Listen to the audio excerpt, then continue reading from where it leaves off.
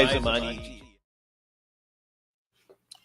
And yes, horror fans, once again, it is me, the horror Mizamani G. Welcome back once again. Chucky season 3 has come to conclusion, the second half of Chucky. And of course, we always do this live stream. Two of my favorite Chucky fans, it is Jen and Velvet from Jen's Reviews from the Grave, or as they have taglines saying, professional fake horror fans. That's us. Hi. Howdy, y'all. Uh-oh. You okay, Jen? I'm fine. Thank you. We're both getting over very terrible colds, so sorry if we have any coughing fits. Oh, trust me, I know that feeling. Just like I said before, I told Jen earlier that crazy infection I had for a couple, I say almost about a half a month, that just knocked me out silly for about 2.5 weeks, and I didn't know what in the world was going on. But luckily, that's passed. That was not a decent health scare that I had there, because no one wants to see me get sick. No. Okay. All right, let's talk about what happened in part 2, Chucky season 3. What was your overall opinion about the show?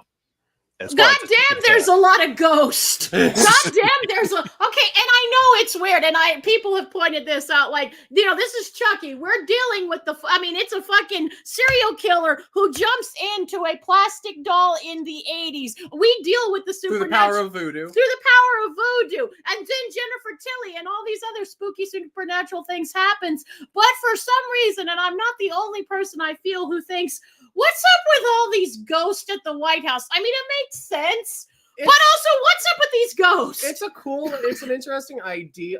Like I said in our own discussion on the ending of season 3, I can best describe season 3 as incredibly ambitious, kind of to a fault, sadly, where its ambition and its ideas sort of kind of hold back the season as a whole from, I think, achieving the heights that season 1 or even season 2 had. It may be a more consistent season than season 2 was quality-wise overall, but I don't think it ever reaches the same level of heights that season 2 has when it was really working well. And it doesn't have Bound. Let's just be. And it doesn't have an episode that just is an entire cast reunion for Bound, which that's just a damn shame. But this is still a really, it has some faults, sure, but I thought it was still a very fun season, and the cast is having a lot of fun, and you still have the emotion. That's one thing I love about Chucky, is over the top as we go. Like our Scooby-Doo gang, as I've dubbed them. Like you are emotionally attached to these characters, and you care about these characters. The show's emotional core has always been one of its biggest strong suits that I feel like not enough people talk about. Yeah, I thought overall the season was pretty good. I like the direction that they took as far as having the White House full of ghosts. I thought it was a little interesting aspect of the show. I mean, of all places to be haunted, no one ever thought about, hey, let's make the White House haunted. So you got to give Don Amici and his writing team credit for having it take place in the White House. And I also like the fact is, once again, Dev Savo does a pretty good job as a president who is still grieving over the loss of his son. I thought he did a pretty good job. Unfortunately, even though, once again, he gets killed. I can't believe it. Devon Sawa dying in a Chucky season. I just couldn't believe how fast it happened the first time. Yeah, that was actually a surprise. It was like, oh shit, we're doing it this fucking early? And then we introduced the double. I'm like, oh, okay.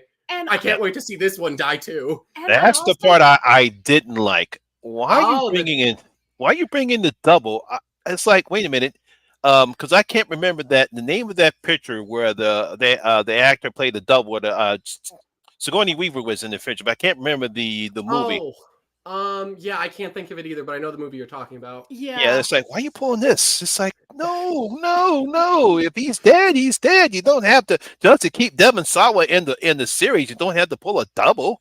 See, I liked it though. The double idea is like kind of a cool, really good, like kind of model of what kind of the whole season as a whole's flaws are for me. Of like, I like the core idea of it, but it sort of doesn't amount to too terribly much, because I felt like his story just got kind of abruptly cut off. Because like even in the episode, like 5 minutes before he dies, there's an interesting interaction that the double has with the first lady. Yes. That sort of insinuates that they might like actually slowly be forming a bond or something, or at least like some sort of connection. And then it's never followed up on or anything like that. The doubles just dies in the elevator, and we hardly see the first lady for the rest of the season after that point. So it's one of those things where it's like, that isn't a cool idea, but I feel like it got wasted, or it didn't get fully developed. It didn't get fully developed or utilized. It's very much like the reporter from the first half of the season that like we were building up over the first few episodes, and then we just axe her off in the Halloween episode, and she never got mentioned again, and it didn't amount to anything. Yeah. Yo, Marty. Hey, Marty. Hey, Marty. Yeah, one of the things that I thought overall in the season was I thought it got a little over the top. Although I didn't mind it because, of course, you have John Waters coming in towards the back end of the season. And I thought he did a fantastic job of it. Even though, to me, like I said, it was a bit over the top, but, it was still good. I still like that aspect, even though it's like I said, okay, you're getting a little bit ridiculous. This season ridiculous. This season to me feels like a pretty decent, for the most part, balance of like the campiness of and over the topness of season 2 and the more grounded elements of season 1. This feels like a pretty decent melding of the two for the most part. It goes a little bit over the edge in the final episode with a couple of ideas, but for the most part, I think it kind of balances out the hyper camp of the franchise, as well as like its more serious and heartfelt moments fairly well. I would agree. The one thing I have heard a lot of people saying is we needed more Jennifer Tilly in this whole season. Like, not enough Jennifer Tilly, which, Yeah, Tiffany felt, again, kind of looks like the double, sort of an afterthought. Like, we have her doing the whole women in prison thing stuff, and it's a fun routine. It's pretty great, but like it doesn't amount to too much. It just basically feels like, well, we got to have Jennifer Tilly in this season. I don't know what to do with her, so we're just going to put her in prison for a couple fun kills and set pieces, and that's not about it. We're not really going to move her character forward with it, as opposed to season 2, where we got to see her relationship with Glenn and Glenda kind of really fleshed out and explore her as a mother. Yeah, exactly. Yeah, because that's one of the aspects I didn't like at all in this particular second half of the season. Was I felt as though Jennifer Tilly was wasted at all, because all we get to see is just her in prison with her voodoo dolls, but there's nothing more explored in that character. Like I said, I really liked what they did with Jennifer Tilly and Tiffany's character in season 2, and especially the relationship she has with Glenn and Glenda. I really like that aspect of the season, but I don't know, it's because the actor wasn't available to try to portray the Glenn and Glenda at this particular time, because I would love to see more of that relationship, preferably seeing Chucky, Lee Ray interact with both of them. Yeah, because last season was very much exploring Tiffany's relationship with them, and we've gotten kind of like mentions of stuff, and like Chucky kind of becoming around and being more supportive or trying to be a better parent. I got a gay kid towards Glenn and Glenda, but like we've never fully gotten them to have much of an interaction. And it would be kind of nice to see them explore that. And I sort of wonder if we do end up getting a season 4, if that might be one of the ideas, is kind of seeing the family unit kind of getting back together and kind of healing together. I get the feeling that that's where we're going, because there is a line that Chucky says at the end of one of the last episodes where he says I miss. It's when him and Tiff are like reconsoling, and then they're just like, you talked to Gigi lately? I really miss him. Yeah. Well, because Chucky, like, he's a homicidal maniac, but he's like having a little trouble in seed of Chucky, but he's trying. He's worked out most of his things. Better than some parents. Yeah, very much so. Very much so. Obviously, the one thing I truly did love about season 3 was seeing actual Brad Dourif as Charles Lee Ray. Because I'm pretty sure you loved it, Jen. Oh my God, I was so happy, and it was just so. And what you could tell as a performance, he was gonna. This is my last one, baby. I'm gonna go out on top. And oh my God, he ate up that.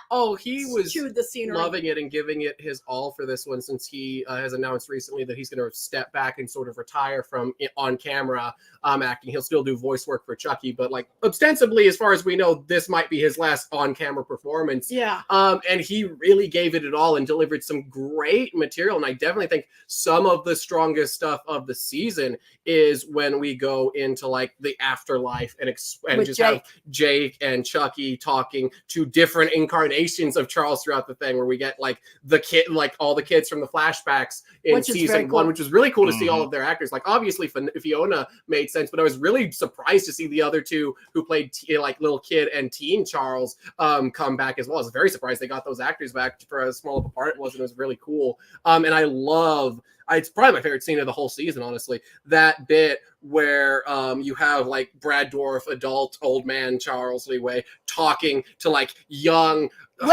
chip on their shoulder Charles, played by Fiona, and it's like such a great exploration of the character, but also such a really cool, like almost passing of the torch, and like a father as well as a like actor and mentor passing down all they've learned to the next generation with his daughter. It's really a phenomenal scene, in my opinion. It's beautiful and it's heartfelt, and it's just like, you know, you're proud of your kid no matter what, but you know, if you're an actor and your kid's as good as you are and you get to have this scene with them, and it's always there, it's memorialized, it's always there. There's something very, again, as weird as this show is, there's so much heart, and it's like a family. And one of the aspects I really liked of the season, probably because of my age, because like Chucky especially, the thrill is gone for him, you know what I mean? And I think we all get to this point in our midlife where we're kind of like, things aren't as great as they were when we were younger, and we lose our spark. And I really like how they explore that in this show. And then him kind of slowly finding new ways to kind of enjoy life and find a thing, which hopefully a lot of people are able to do at a certain crossroads in life. Very much so. There's a lot of really, like, as many issues as I do think season 3 has overall, there's so much that's just fantastic stuff like this that I really love, and think some of the strongest stuff to come out of the entire franchise, honestly. Also more Fiona. I wish we'd had more Fiona. Oh, yes. Again, kind of going back to the Tiffany thing, I really like, because we only get it like in the courthouse stuff in like the first or second episode, and then the last episode when Tiffany's about to be executed. I really wish that would have been Tiffany's storyline for this season, is her and Fiona really exploring their dynamic and everything, because they play off each other great, and it would have given both of them something to do. Yeah, because Fiona she only appears like 3 times in the entire season, and it doesn't really amount to much of anything, especially given like where we close her story off for the season as a big question mark, and it feels very weird and abrupt. Well, considering we don't know if we think we might get one, we have ideas for another season, but we don't. But one thing I do love about Fiona, as much as I love the scenes with her dad, they're beautiful, they're fucking amazing. I love the scene right before they're gonna inject Tiffany, she goes, "I got a message," and she hates having to tell Tiffany, you know, that they were a good mother and all that, but because she loves, you know, because she's like becoming new surrogate, like parental, or at least like guardian figure for Gigi, ostensibly. Yeah, so she delivers this heartfelt message, and then she's like, "I hope you had heard," you know, she just is all this hatred I spewed out, and I love that. That was one of my favorite scenes of the show. I wish we got more of that in the season. That's probably my biggest complaint, besides like the last scene, is I wish we got more exploration of the two's dynamic and relationship. Yeah, because I actually did want to see more Fiona in this particular second half of the season, and I understand that perhaps she really wasn't the focal point like she was in season 2 or in the first season. But that scene right there, and when they're about to about to give Tiffany the hot shot, and she goes on this nice spiel, and I just loved that. This proves how good actress that she is, how she talks very nice and calm to Tiffany, and then lets out the anger after that.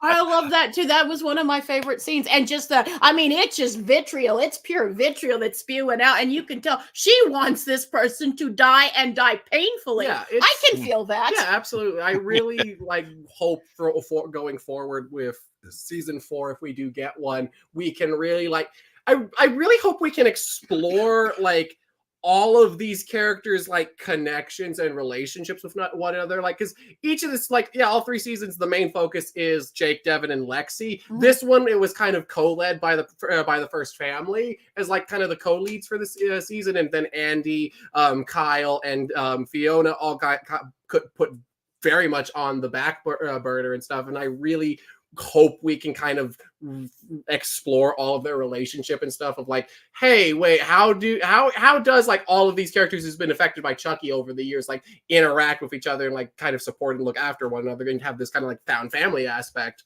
Another thing I want to explore is Lexi and her sister, because I mean, how much does it suck? She's been searching for her sister for so long. The whole plot of the season, basically. And then she finally finds her, and the kid's like, "No, I'm good. Fuck you. I'm staying on the dark side. Fuck you. This shit's awesome. I love killing people and doing dark voodoo rituals. This shit's awesome. I mean, Lexi went through literally hell, and Jake literally died to find her. That was a very nice moment that I was glad that we like are going to keep that storyline going of like having Caroline like actually being kind of into being like a new surrogate daughter for the Chucky family. I think that's a really interesting angle to go into. Yeah, and here's my problem. I really don't have a problem with the three amigos because I do like the relationship that is now coming full the direction that they finally take Jake and Devin. They finally commence their relationship, which is a good aspect for a same-sex relationship on a TV show like this. Yes. My only problem is that even though Lexi has her little story, she kind of gets left out in the cold. Even though they tried to force their relationship with the president's older son, but they don't build on it. And I would want, if we need to have Lexi have her own happiness because it really hasn't happened.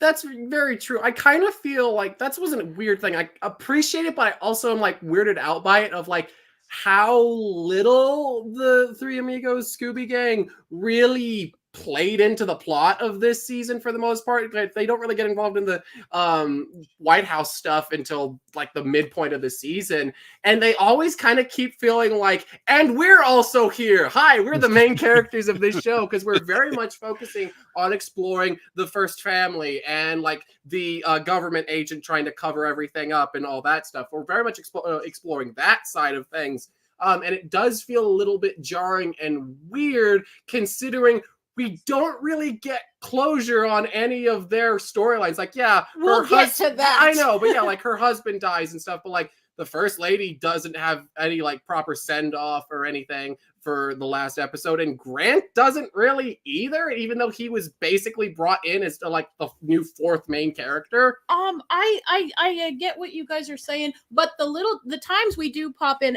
one of the times what I really enjoyed with Lexi's character this season is when she's sitting with Grant, and it's kind of a callback to the first season where they're singing "Don't Fear the Reaper."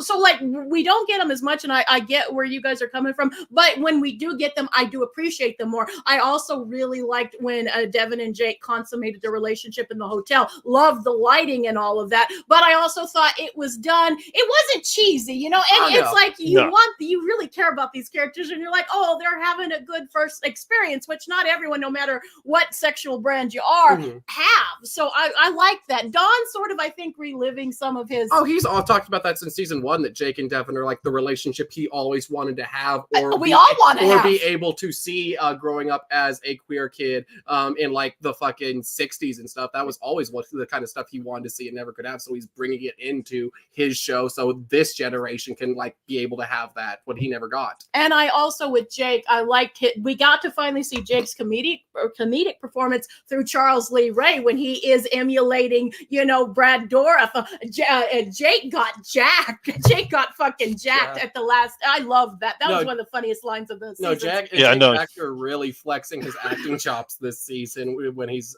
being possessed by Chucky and everything. And I will forever love the scene when they just walk up to John Waters' doorstep and it just like knocks on the door. Hi, we're homosexuals, and this is our fag hag best friend Lexi. Who also has relationships outside of them. It's one of the best out of context scenes in this entire franchise, and I fucking loved it. And Jake's actor sold it beautifully. All of them did. All of them did, yeah. And I also really like John Waters because I know I'm one of the few people that really likes Seed. Yeah. But when he was in Seed as a sleazy tabloid reporter, so God bless the little people. But I love that we're bringing him back. We're getting everybody. So nice. Like John Waters is my favorite director. So like I'm always excited whenever he pops up in something, and it's so great to see him in this role, and presumably possibly being like at least a minor, if not like full-fledged antagonist for going forward with season 4 and having a recurring role. I'm very excited if that actually ends up happening. Oh, I hope so. Oh yeah, because I thought he did it was I guess you could say it was pretty good casting to have him come back in this particular and be the man who created the good guy dolls. And he actually has a original good guy doll for Chucky to possess. I thought it was a very good way to bring him into the show. But it's going to be pretty interesting if they do. They still haven't announced it if they're going to do a fourth series or not. One of the aspects I did like in the show was finally getting to meet Damballa. Yeah. That was a very weird but interesting, and I really liked how we explored like all of the voodoo elements, because it's probably the most developed it's been since the first movie. Well, it's harkening back to what, Chucky's lost his passion, and they're like, well, he's lost his faith too, kind of. He has. And I love the line, you Catholicism, you played around with me with that one. I love that. But I also like how, he's lost his mojo kind of thing, and he's like, but I gave you all these bodies, and they're like, no, it isn't the body count. It's what's in here. Exactly. And I also like how it's just another Chucky doll because he's a narcissist. Yeah, I come in the form that you held most reverence for, you narcissist. Which seems like something Damballa would do. Yeah, no, like I don't know if Dawn's really going to explore that, or it's just going to be a very weird one-off thing of Damballa interacting with Chucky. But if we do explore it more, I wouldn't necessarily be against it going forward, because it's a neat concept, and I've always wanted the voodoo elements of Child's Play to get like a little bit more exploration, because it's always been a very interesting avenue that we've pretty much only ever wrote off as like for a cheap joke ever since the first movie. We have voodoo for dummies. Yeah, that's what I mean. I know. Anytime we do explore the voodoo side, it just voodoo's voodoo guide for dummies and stuff. I like that. I know it's very controversial in the fandom, but I actually like voodoo for dummies. It bugs me, but also the franchise is about a serial killer doll from the 1980s, so I can look past it for being a little. Yeah, so can I. Yeah, they're poking fun of the For Dummies books that came out during the mid to late 90s. Yeah. So it's like there was always For Dummies for everything. Mm-hmm. So eventually you had to have voodoos for dummies. So I really didn't mind it. I thought it was just poking fun, just dumb and see they're just having fun. I just thought that was funny. Yes. But I like that aspects of seeing him confront Damballa in his Charles Lee Ray whatchamacallit, and then realized in telling him, it said, look at all the shit I did for you. And it still wasn't enough. I nuked Antarctica for you. Which is the probably biggest shark jumping moment this franchise will ever have, and I look forward to it never being talked about again. And I want all the kids that survive to know there is no Santa Claus. Chucky's about to die finally. What's his last thing? Fuck Santa! I died laughing. That was so good. I did too. I was cracking up over some of the best humor. Yeah, some of the really good humor. Like this season was a little bit more serious, but I think when it wanted to be funny, it had some of the best humor out of the entire show so far. I would agree. Okay, so basically, the second half of season 2 basically shows when it kicked off that Chucky is dying. And we come to realize that when Jake and Devin go to the voodoo doctor, and inform them that Chucky is cursed with Christianity from the exorcist that they did in season 2, what was your thoughts about that? Did you really thought that was a very unique way? It's a very Child's Play way. That's what I'll say. It doesn't surprise me. I was shocked the Voodoo Doctor MD wasn't a weird one-off thing that we were never going to talk about again. I was flabbergasted when Devin's pulling up online and pulls up that doctor. I'm like, wait, they're acknowledging that happened again? What the fuck? I was really surprised by it, but pleasantly, because I really like the actor how he plays that role. He's so Deadpan. so deadpan and Yeah, clinical. yeah. But like in this incredibly like farcical and insane job that he has, I always love characters that are be like paranormal or something of that ilk, incredibly mundane and supernatural, because it's literally their day job and they've been doing this for so long they're just disenfranchised by it. I love that trope for characters and stories. So I was really happy and really and wouldn't mind if somehow that becomes like a reoccurring bit. Maybe once a season we check back in or just, go to the voodoo doctor just to see what's going on or something. It's an interesting concept that I like that we didn't just make a one-off joke about and never acknowledge again. You need answers, so of course I mean, it makes sense. You're gonna go to this and see. And I like how the doctor says, well, death. You know how I like that. You know how they're gonna fight Chucky. You're gonna have to die, and it's the audience. You're like, well, of course we're gonna have to die. And I it really, as weird as it is, it weaves everything together pretty well. It's one of the weirder concepts Child's Play's introduced over the series, but I'm kind of totally fine with it because of how deadpan they play it. They do it so well. Yeah. But I think it's very mixed, though, in the... Oh, yeah, I know. I'm sure plenty of fans are, like, not into it who, like the more serious Child's Play 1, 2, and 3 stylings of the franchise might not be about it. But I'm totally fine with it because I love all eras of Child's Play. Even my least favorite movie, I still can find a lot I can appreciate about it. That's true. Yeah, because, there's some little good aspects in Seed of Chucky. You know. I love Seed of Chucky. It's not my favorite, but I enjoed a lot. You've always been a big defender of Seed, even if this is how, then you would be happy, or is it too cliffhanging? oh God! Speaking of that ending, oh man. My biggest problem. Can we talk? This is spoilers for anyone watching who hasn't seen the show yet. Yeah. By the way, turn back now. Spoilers. Yeah. Yeah. There's spoilers ahead, people. So if you have not seen Child's Play Season 3 Part 2, stop the live stream. Yeah. Go watch it. Go watch it. And then come back and watch the replay. Come back and hit that like button on your way out. But my biggest thing is we're involving the Scooby Gang, where we're turned into marionette puppets. It looks so bad. The effect, it looks so bad. It just screams they ran out of budget, which I understand. Like Child's Play, John Waters is not cheap. There's that too, but it's also just like Child's Play. Like Chucky has always it's a fairly expensive show to produce that has a fairly low budget, considering which they've always been able to work around in pretty good ways and everything. And season 3 especially shows some incredibly dynamic filmmaking and camera angles over the course of it. I noticed that was a really reoccurring thing. I don't know if they got some new fresh blood working on behind the camera and on the production side of things, but something about season 3 looked really sleek and high budget. Except for that last shot where it looks like a really terrible janky TikTok filter or something. It just looks like the cheapest and worst thing in the entire show, probably.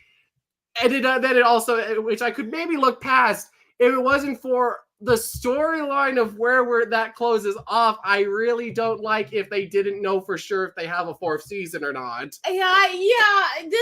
I'm one of the biggest Chucky people you will ever find, and this was the only time that I've ever been with Chucky that I was kind of put my head in my hands and like, oh my God, what are you doing? What the fuck are we doing? I love and trust you, Don, but are you sure about this? I'm sure there's ideas that they want to explore with it. I get that. I just don't know if they will be able to. I'm pretty sure we'll get a season 4. I feel like I called that number. I feel like Dawn's pretty sure we'll get a season 4, but it's not a guarantee. And if that's where you close off these characters' storylines, yeah, but we don't. Dawn hasn't said what the fuck the storyline or the movie's gonna be. If it's gonna be its own thing, or we're going to follow up off the show, or if it's gonna be doing its own side thing or whatever. We don't know. So if that's where you close off these characters' stories, that's really fucking shitty. Yeah, I think the marionette dolls were ugly on purpose. I hope so, but even then, just the effect was bad. Not that even they were ugly. Just because I'm thinking it's just as much as Chucky hates the three amigos, is what I call them. Putting them in ugly marionette puppet dolls would be the ultimate insult for them. Yeah, for them. So it kind of because it's like this. Let's say You got that? Because I'm trying to understand why he wrote it that way. Because to me, it has to make some sort of sense. Mhm. And it's possible that at the time they didn't know they were going to get a season 4 or not, because they still haven't. I don't think he knows, or if USA or Sci-Fi haven't told them whether or not they're going to get a season 4, Yeah. Yeah. 4 or not. So I think that could be the reason why he had to leave it that way, because at the time we don't know. It's a good cliffhanger, I guess. It's like if we get a season 4, it's a fine enough cliffhanger. I'll be okay depending on how we follow it up next season. But John doesn't. Don's put his pitch in. He said he has a script for season 4 ready, and he's asked the network, but like they haven't gotten back to him. And the fact that like he's purposely doing the like I'm with Chucky like promotion, Twitter promotion to get like fans to really demand it from like USA and everything, that doesn't necessarily bode super well. So I don't know. I very cautious and hesitant towards the ending for the Scooby Gang's storyline, because I really don't like that way to close out their story. It feels like both an anticlimax as well, just super unsatisfying. Monty, do you think we're going to get a 4th season? Well, or do you want a 4th season? I'll put it this way. I was actually hoping it, because when it comes to the Three Amigos, I was thinking it's like, I think it's time for their story to end. Mm-hmm. And I was hoping that they would come to a conclusion with Jake, Devin, and why am I getting Lexi? Yeah, get their character story in, and then come up with some new characters to bring a little new life into the series. Because, like I said before, it's nice to see what they've done with Jake and Devin's relationship, but they're kind of leaving Lexi on the back end, and it's like, well, how much more you can do with these 3 characters still trying to kill Chucky, or Lexi trying to find her sister, because she screams, I gotta find Charlotte throughout the whole entire season, between both the first and second parts. And we don't get any type of conclusion until the last episode. It's like, you wait till the last episode to finally bring in Charlotte. I understand the mystery aspect of it, but that could have been done a little bit early to give Lexi something to do other than just stand around and look cute. Yeah, a little bit. I was sort of wondering if we were going to possibly close off their story, because it does sort of feel like it was coming to an end there, and they just kind of say fuck you to that, and then they just are marionettes now and stuff. So I don't know. I would also I love the cast, and I would definitely like them to have like reoccurring roles, much like the past protagonists of the franchise with like Andy, Kyle, and Fiona and everything come back regularly. But yeah, I would be possibly interested in maybe getting a little bit of new blood into the franchise and see what we can explore with maybe a new set of characters, because it does almost feel like everything we can do with their stories kind of have. I'm like Gene Wilder and Young Frankenstein. It could work. I mean, if anyone can make it work, it's Dawn. But I am ready to see some maybe new blood. I'm not ready to say goodbye to these characters. But maybe in a smaller capacity. Yeah, I don't want him fucking axed off or anything. I would definitely want him in recurring roles like Andy and everyone has. And Jake and Devin can never break up. Yeah, I definitely would want that. But I don't know. It feels like it does. I don't want this. I don't want this, the best comparison I can use, I don't want them to become the Winchesters from fucking Supernatural of like, oh, their story is finding their dad. Okay, they did that at the end of the first season. What's their story now? One's possessed the vessel for Satan, and they have a stepbrother who's an angel in the vessel for God, and they go to hell. And like, you guys, you did not have any of this planned out. You really obviously. So this is a Bloomhouse Halloween situation. Basically, yeah. You didn't do any pre-planning. Yeah, you just kind of running out of things, and you're just throwing them in new random scenarios just to get the plot moving, and you kind of lost the point of what their original story was of like, oh, the Winchesters, they hunt monsters across the U.S., and it ends with them fucking fighting literal God and shit. It's like, what? Why? Although I never watched Supernatural, I thought that show stayed on way too longer than it needed to. Oh God, yes. Like I watched Supernatural to a point, and checked back in every once in a while. But like that was a show where I was just like, still running. Every fucking year where was a new season announced, I was like, that's still fucking running? What the fuck? This show about two brothers hunting monsters and trying to find their dad has been going on this long? What? Marty's bringing up some good points. He's bringing up both Ash versus Evil Dead and Hannibal. He canceled at season 3. Yeah, that's true. Season 3's third seasons kind of seem to be the death nail for a lot of horror shows, and I hope that isn't the case with Chucky. And if it is, man, that movie Don's working on has a lot of shit that it needs to take care of and basically just be clean up for the show. But hey, guys, don't worry. Even if we don't get Chucky, we've got the new Jason show. Oh, wait. Oh boy, A24 says, you know what? We're going to hold off on that for right now. Yeah. we don't know. I know. It's the one thing I did like about what Scream did. The Scream TV show is like they had the characters on for 2 seasons, and that was it. They brought them back for a summer episode, but then season 3 they brought a whole new set of characters, and of course they brought back the original Ghostface voice, which I thought was pretty good. Mm-hmm. But unfortunately, the characters that they had in the show, they ruined the twist in the first episode because I guessed it within 20 minutes after it. And I said, that's terrible. That's the best you could do. I see you finally do the right thing. You put some new characters in there so you get a fresh storyline, and then you botch it by just letting the twist of the first episode go by. And I guess in 20 minutes and just ruined the whole thing. It was okay. And like I said, it was nice. I think it's Roger L. Nelson, who's the original voice of Ghostface. Yeah, it was nice hearing him back. And the original Ghostface mask, that was the only good thing. And we got some decent kills from season 3. But the whole storyline was ruined by the twist that was revealed. But hey, yeah, no. Sometimes, like I said, when you try to eke out playing the same characters, like in this particular show, or in the X-Files, or in Supernatural. It's like, what more can you do? It's like a show like Supernatural should have ended after season 10. Yeah, and I think it stayed on 5 years too long because what more in Sam can Dean do? Yeah, exactly. At least MASH brought in new characters. Yeah, stuff like if you're going to have it run that long. Yeah, like that's the constant thing with like most long-running shows is like eventually fucking Scrubs and stuff. Or I like this cast of characters and stuff, and I like Chucky the series a lot. I don't want this to become Riverdale or something where it just feels like we're just fucking basically have a dartboard of random ideas, and whatever the dart hits, that's that character's storyline for the season, no matter how little sense it makes. Okay, this season Archie is going to investigate a murder that's connected to drug dealing through Magic the Gathering cards.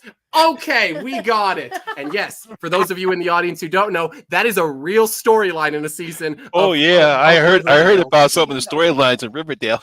Oh yeah, no, Riverdale is fucking the most batshit thing ever the show. I have never watched an episode of it. I love watching recaps and stuff talking about the story of Riverdale because it is the most fucking insane thing I've because I think it was Space Ninja something. He did a recap of Riverdale. Had me cracking up. Oh yeah. He had me cracking up about the first, especially talking about Archie's relationship with a teacher.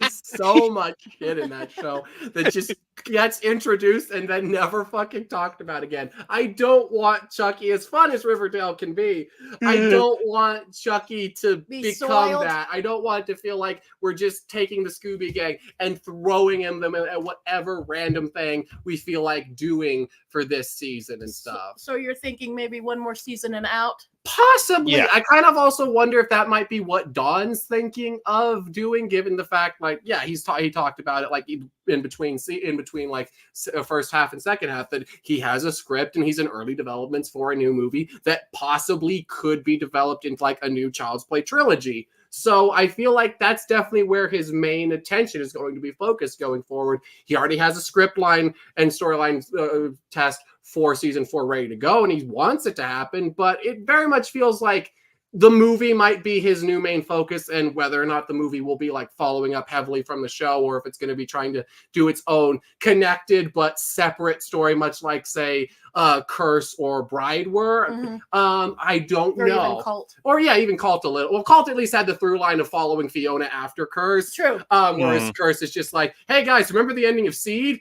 Yeah, don't worry about Seed. It didn't happen. We're not acknowledging it for another 5 years. It's not that bad, guys. I liked Seed. What aspects did you like about Seed that no one else liked? I liked all of it. I actually really like our Glenn and Glenda character. Oh, yeah.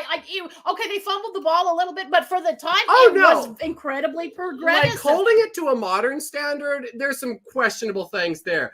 But for the time, Glenn and Glenda was incredibly like progressive and very interesting, because that was stuff no show or movie, even in like the queer underground scene, were really exploring. They didn't have the modern language to really refer to them as like non-binary and stuff. Yes.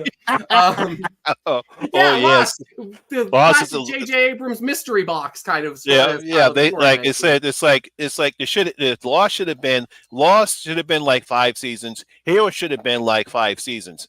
But it's like, come on, what more can you put these people through?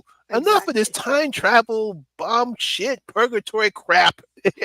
Regardless of how good the a series is, eventually it's good for a thing to end before they just are doing it because it's popular. Like, look at something like, say, Game of Thrones.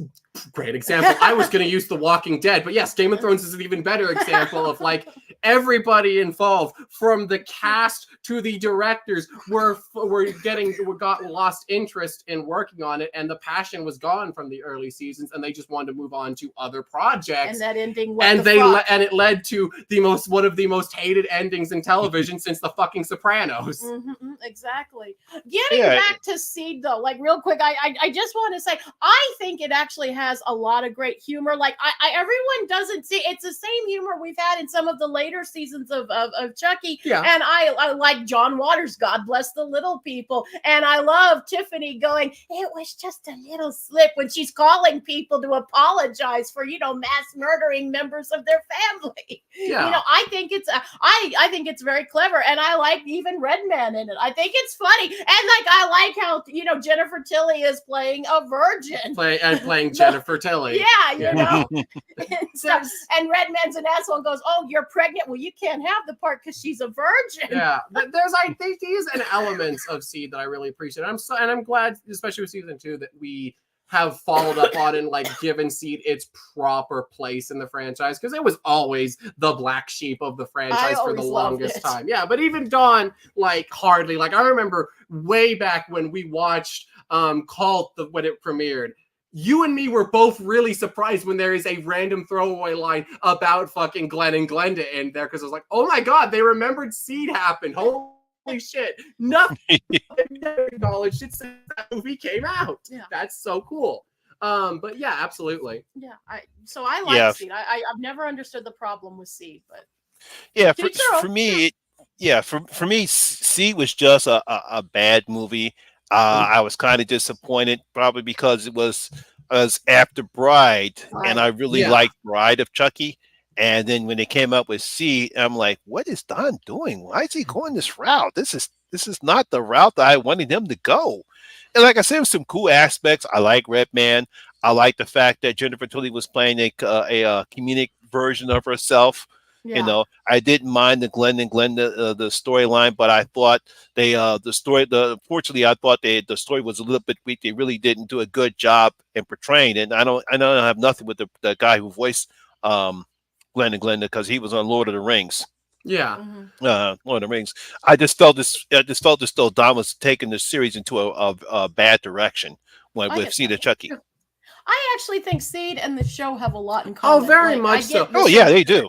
The way I can kind of describe it, and like kind of pulling back the curtain a little bit, like Seed's kind of one I kind of like, especially talking about this now, I kind of want to maybe do a video for it in June to kind of reanalyze it. Yeah, but like Seed's a movie where I'm like, okay, as its own individual entity, it has so many problems. with the context of season 2, I feel like it kind of fully fleshed out and actually like made Seed a lot better retrospectively. Looking back on it, it really fixed a lot of the issues that Seed had left hanging for so long. Yeah, Yeah, gave it a little bit more of a chance. Yeah, I think that's why Don decided to did that for season 2 and bring back the Glenn and Glenda character, because he felt the stuff that he owed, especially when it comes to gender roles as Glenn and Glenda Rowe. I think he decided that, you know what, I'm gonna bring these characters back and have that actor that was in them/they played both versions of Glenn and Glenda, and I thought the actor did a pretty good job in playing both those roles, and I thought really made people more respectful of the Glenn and Glenda character of Chucky. Yes. Very much so. I always like that was I think that's probably like the big reason for why I'm so favorable towards season 2 than like a lot of Chucky fans. I was not expecting an S Club 7 reference from you, Marty. Jesus. But like that's I think the big reason for why I love season 2 as much as I do is human Glenn and Glenda. I love their storyline and really exploring them, and I still feel like even with the ending of season 3, I still stand by what I said back at the end of season 2.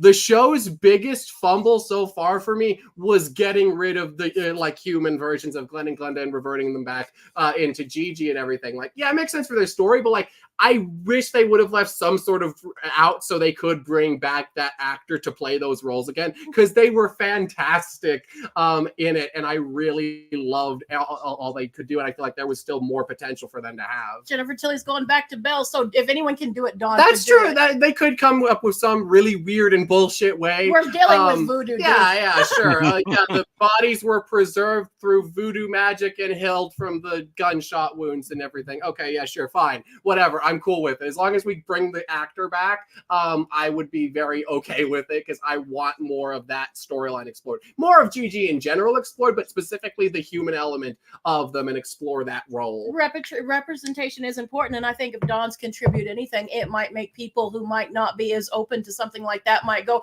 okay. Oh, absolutely. It was great to see like a full-on non-binary character and actually like talk about, and having a non-binary actor play them and like explore and use like the language and stuff. And that actor specifically said that they had a lot of influence, and Dawn actually let them kind of add some lines and stuff to make it feel more genuine to the experience and everything. And it really shows, and led to a lot of really interesting stuff that you just don't see in horror that much. Like, yeah, you have stuff like horror's gone woke, bro. You have well-meaning, if not a little bit fumbled representation, like they / them, and then you have really great stuff like Glenn and Glenda in season 2, in my opinion. So yeah definitely. While he's having fun. Jesus. So what if they do come up with a season 4? What do you want to have happen, or what do you expect for Dawn to do if they do have a season 4? I want to keep exploring. Like, I hope we bring the family, like a lot of stuff that Velvet has been saying. I want to see the family dynamic with Chucky and Tiffany and everybody. Yeah, Gigi, and Fiona? like also you have the new element of Lexi's sister now kind of being a new surrogate daughter for the two of them. So like, and she's embracing her evilness. Yeah, that's the big thing I do want for season 2. And I want some really good resolution for the Scooby Gang. Yeah. Or them just to live with John Waters, and John Waters being a mad scientist. I mean, that could work. I don't know. I feel like the best way we can end that is just like either Fiona or Andy and Kyle, or onsomeone adopts them, and they just live happily ever after. We're done. They'll come back every once in a while. Will he be looking for he does still have his mom, but she's a parental figure in Chucky, so I don't feel like she'll be long for the show. But yeah. No, absolutely. Yeah, that's my big thing I want from season 4 more than anything, is kind of pull back from like the big scale, exorcism, multiple Chuckies running around, good Chucky and all that stuff, and like the presidential things of like Chucky trying to nuke the world. Pull back, make it a bit more grounded, like the first season. and really aim into what the show started as is an exploration of found family. Yes. Do that through both the Scooby Gang as well as the Chucky family. I think that'd be a great angle to go for season 4. And more Devon Sawa. Well, of course we have to have some form of Devon Sawa. Yeah, have Devin Sawa come back and play another role in the film because we have to have him in the show. Yeah, I would like to have them at least cut down on the over the top humor. That was in season 3. I thought they went a little bit too far because to me it brought back kind of things about I didn't like about Seed of Chucky. You know, bring them get back to what season 1 and season 2 was, because that's what I really liked about Chucky the TV show. Yeah, it can get a little over the top sometimes, but not some of the silliness that we saw, like especially when the Jennifer Tilly parts. They really, to me, really didn't make any sense. I mean, like I said before, I thought Jennifer Tilly was kind of wasted in the second half of the season. Like the only It's nice to see them back together though again. Yeah, her storyline for the season, not crazy about. I was willing to go through it though, because the resolution of it, of like her and Chucky actually sitting down and talking and kind of working out their shit a little bit, I'm very much here for and really like, and I really want to see that angle and element explored more. And again, bring in Gigi and Madeline and everything else, and just fully explore the Chucky family dynamic and stuff, because it's something we toyed around with season 2 as well as Seed, but haven't really been able to see fully explored in like a really major way where it's the primary focus. It's always been in the background. I think it'd be very interesting and cool to see it get the main focus for the season. I also think they should bring in Rob Zombie. I don't what? care. I just feel he would work really well with this. I want him to work with John Waters. It fits in my head. Rob Zombie and John Waters in the same room together does sound like fucking amazing entertainment, but I don't see how, but sure, whatever. I really can't see that happening, because I don't either. That's what I want. Both of them have very distinct and very different aspects when it comes to filming. So do me and Sparky, and it works. Get a guest director for an episode, Rob Zombie, who just recast the entire show with his usual troupe of actors. Jake and Devin are now Richard Brake and Bill Moseley, and Lexi is Sherry Moon Zombie. Everyone else is just recast to like be his regulars, and it's never addressed in the thing. It's just for this one episode, they're all new actors. Yeah, or him just coming in as a character. I mean, Chucky has consistently every season had one really weird, out there, what the fuck episode that kind of has nothing to do with the main plot. So yeah, sure, why not? That can be in season 4's. Yeah, I would. I'd actually think it would. Somehow, I think those two would work well.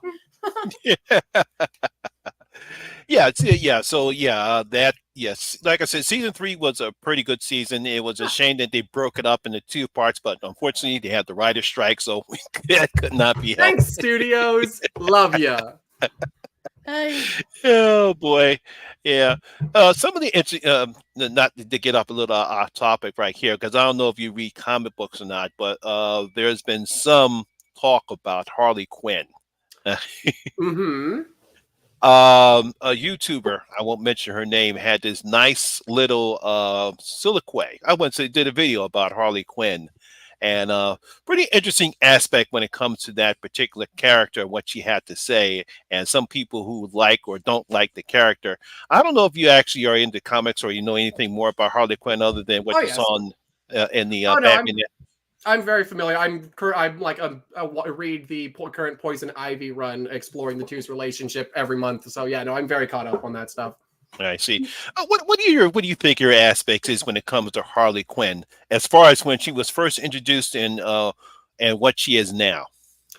Really interesting to look over her history. Is like originally intending to just be a 1-episode thing for Joker to have a henchman in Batman the Animated Series, to the crew as well as the fans really latching themselves onto her and really liking her, to where she just became a reoccurring thing and the breakout character of animated series, to her getting brought into comics retroactively in a lot of interesting ways, to like the weird point of like the 2010s where they tried to make her DC's answer to Deadpool with like a bunch of weird internet meme humor and lol so random stuff that I'm not so crazy about, and then the modern time where we're kind of exploring her psyche a little bit and like really fleshing her out as a person separate from the Joker and exploring her relationship that's flourished with Ivy and everything. And I really have grown to become a pretty big fan of Harley, even as messy as her history can be. But she's a character, a long-running character in comics. That just comes with the fucking territory that their history is going to be a little bit messy. Yeah, because the YouTuber had an interesting aspect about what she has always liked about Harley Quinn. And my thing is that once they decided to separate her from the Joker, the writers, especially DC comic writers, really didn't know what to do with her. No, they did not. It's like, hey, let's make her a sex crazed fiend. Okay, Mm-hmm. no, let's make her like Deadpool. For some reason, they want to make let's make her an anti-hero like Catwoman. It's like they didn't know what to do with the character after they separated from the Joker, because her main thing is that her whole main story is her relationship with the Joker, and the fact that here is this woman who had a PhD in psychology, and yet for some reason she decided to go crazy with the Joker and become this and have this codependent relationship with a man who obviously has no interest in any type of relationship at all. And that was her main whole thing. And then once you decide to take that away from her, and then you don't know what to do with the character. And then unfortunately, the Suicide Squad and the Suicide Squad didn't do no favors. And not knocking Margot Robbie. Yeah. Not knocking her, but and especially the Birds of Prey, that just literally just everything in the toilet when it comes to Harley Quinn's character.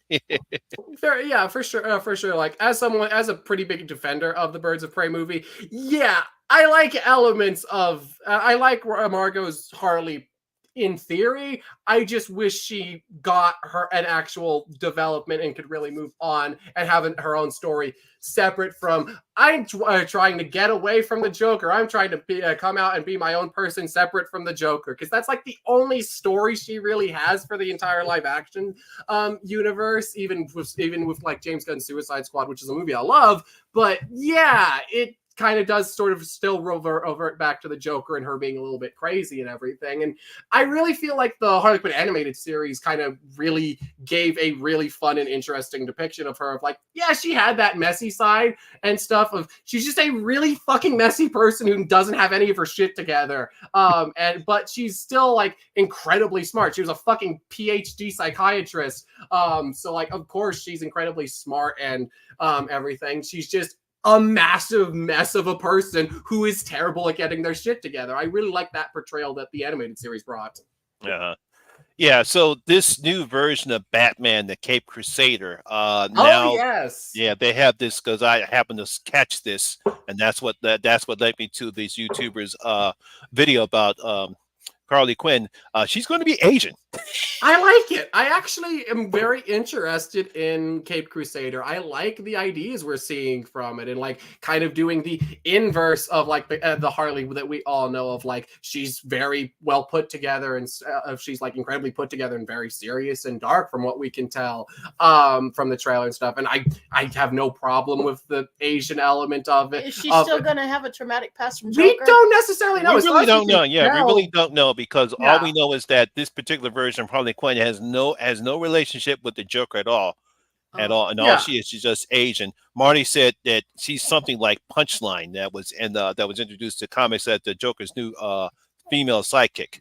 Yeah, which, as somebody who really has a lot of issues with Punchline and feels like she has so much squandered potential, I hope we kind of go away from that and just kind of make her own character for Cape Crusader. But I'm very interested to see the portrayal that they bring to it, and like the race change really doesn't bother to me. Like, yeah, I know, because because to me it's like this. I really can't make any comments about this new version of Harley Quinn until I actually see it and see what, because I think Bruce Timm is the one that's writing this one. That's why I saw some of the the designs and that, and it's like, why does he look so much like the animated series Batman? And once I found out he was attached to it, I said, oh, okay, now I know why he looks so much like the animated series Batman. Yeah, exactly. Like, there's so much interesting ideas and potential that I think it has, and I really am bummed that, like, granted, it's the internet and like certain fucking clickbaity channels that are just doing it to rage farm, are really focusing in on the fact that she's an Asian character for this Elseworld thing, and they're acting like, oh my god, they're changing Harley Quinn completely to where now she's going to be Asian in main comic book. It's an Elseworlds animated movie, guys. What the fuck are you going on about? fucking take a chill, my guys. It's like it has nothing to do with the comic. This is an Elseworld series. It's just an Elseworld version, a different version. We have so many different versions of Batman. It's like, exactly. Come on, guys. Yeah. You know, like, that's like me getting super pissy about like Suicide Squad movie King Shark not being like comic book King Shark, who's not like animated universe King Shark, who's not like Flash universe King Shark. That's Sylvester Stallone. He's still fucking King Shark at the core, and it's interesting to see different interpretations and portrayal of the character. There's some that I prefer, of course, but I'm fine with it. The issue doesn't come to the fact that they changed things. It's, did they change it to make it interesting or compelling is the issue, is where we need to go. Jared Leto's Joker isn't terrible because of the design. Well, okay, the design is fucking terrible, but it's not the reason why he sucks. It's because his story is fucking terrible and all over the place, and just doesn't have that core root that makes him feel like the Joker. And I know. Leto. I mean, it's a bad idea. Also, yeah, he's played by Jared Leto. Yeah, because it's sad because you see Jack Nicholson, you see darn it, oh boy, why am I getting my name? You see Heath Ledger, and then you get Jared Leto. It's like, what the hell? Like what the hell? And I don't knock Jared Leto. It's just like the script they wrote him for him. It's like, what are you doing? And it's like, what are you doing? What? That's not the Joker. Yeah, what are you guys doing? And it's not even a good or interesting version of the Joker. It's just a really badly written character. It's the same problem fucking Ezra Miller's Barry Allen has. It's just he's a bad version of the Flash. It doesn't help either played by a terrible person, but still, the movie's the core problem is the writing for the character, not necessarily the changes they made to it. Yeah. Yeah, because it's like this. I'll give Ezra Miller credit because I actually thought he did a good job as Flash, playing both versions. It's just that some of the storyline and that CGI, especially the third act, was ruined the movie. Oh, that movie is a fucking mess. And like, as a massive Flash fan, like, I just was sitting there from the very beginning. I was like, this should be a Wally West movie. Wally West is the actual interesting Flash. Barry Allen was boring and fucking didn't do anything become interesting until he died in Infinite Crisis and came back later. That was the most interesting thing Barry Allen did for a long goddamn time in comics. Do a Wally West movie instead. Oh man, did you ever see the CW Flash with Grant's? There's elements I like about CW Flash, but it's still a CW show at the end of the day, and it has all of those writing issues and tropes that just kind of pull it down. It's the same thing with everything in the Arrowverse. I really was hopeful and liked elements of Supergirl, but at the end of the day, it was still just another CW show. I got a kick out of watching the Arrowverse and all the CW shows because it's like there's some aspects of the show that I did like. I actually love what they did with Black Lightning. I think out of all the Arrowverse shows, the best interpretation was Black Lightning. The fact that they did it, the character was great. Everyone was great about the show, but the writing was decent, and it didn't bog it down with some of the tropes that CW shows have.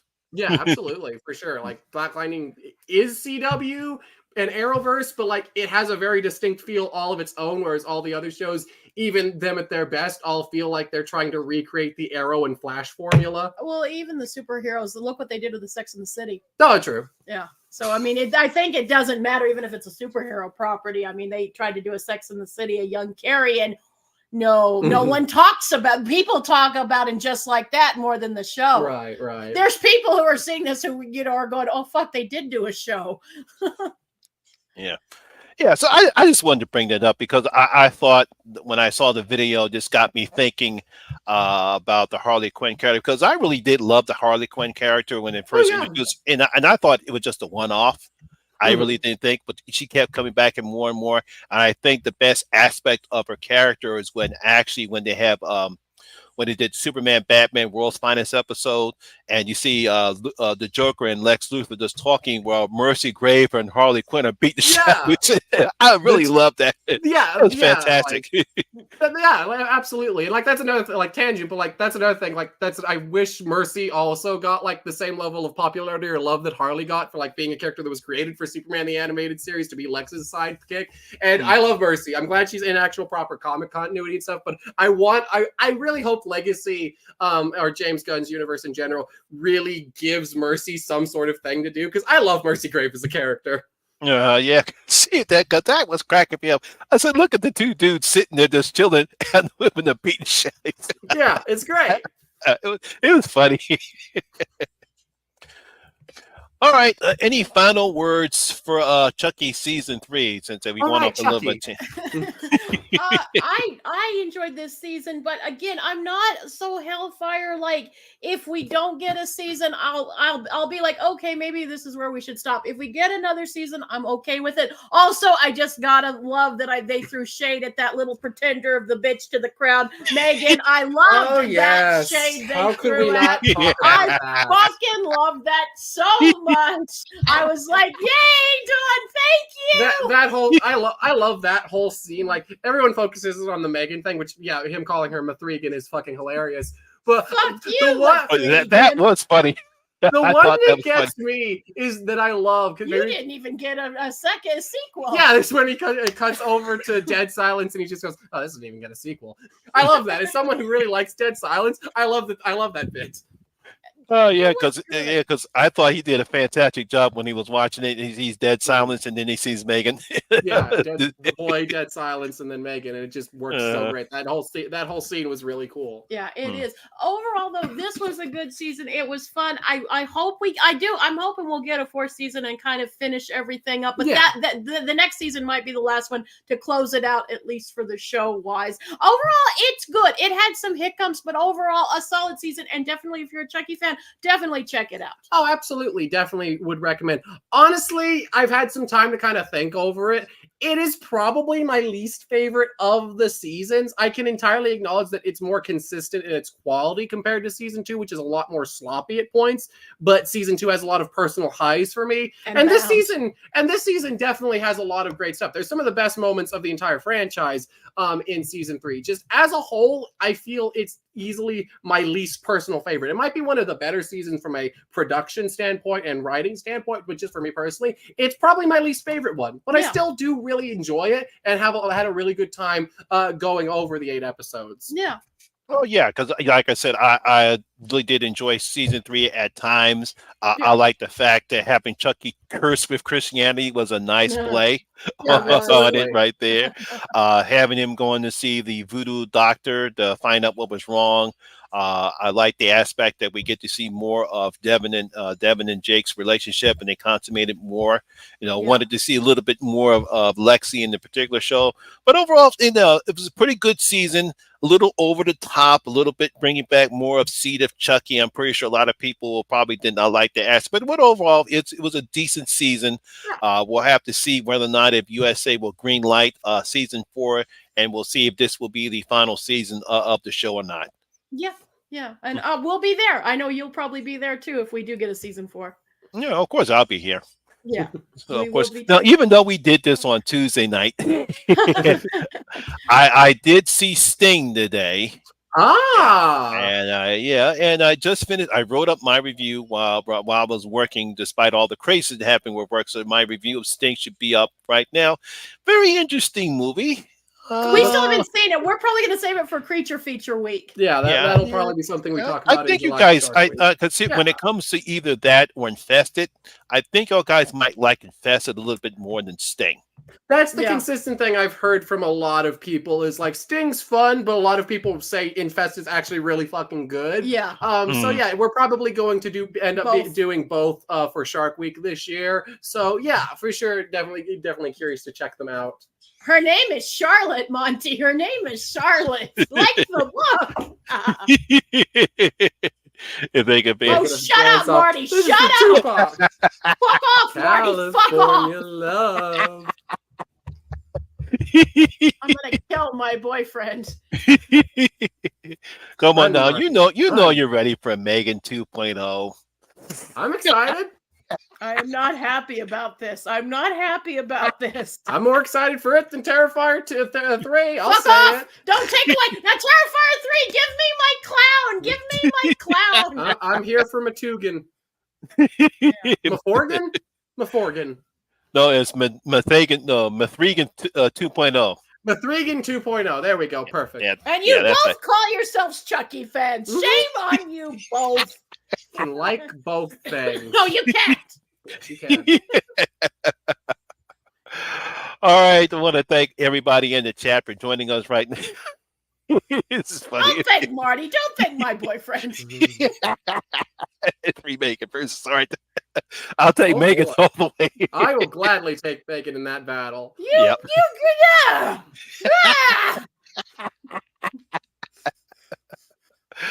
All right, ladies and You're gentlemen, once again, just my name is Lamont angry Smith. because Megan was a better movie than Terrifier 2. Fuck off. Yeah, I thought Terrifier 2 had its moments, but I thought the movie was 20 minutes too long.